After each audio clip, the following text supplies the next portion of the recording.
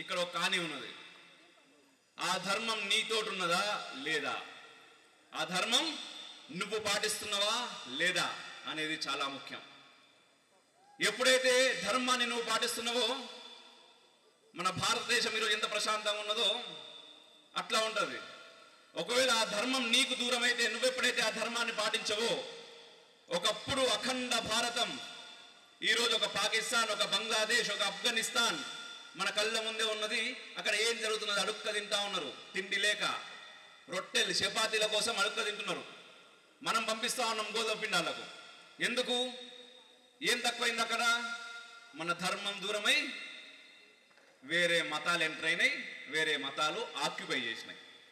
మరి ఈరోజు సనాతన ధర్మం ఎందుకు మరి మన దేశంలో చాలా ప్రశాంతంగా ఉన్నాం కదా అందరం, మరి సనాతనం పక్కకు క్షాత్రాన్ని యాడ్ చేసిండు ఆయన, సనాతన క్షాత్రం అన్నారు. అయ్యా, నా పేరు అమోఘ్ దేశపతి, మర్చిపోయినా ఈ విషయం చెప్పాలి, ఎందుకంటే చాలా మందికి నేను తెలియ, ఇక్కడ నాకు తెలుసు ఆ విషయం, చాలా మందికి నేను తెలియ.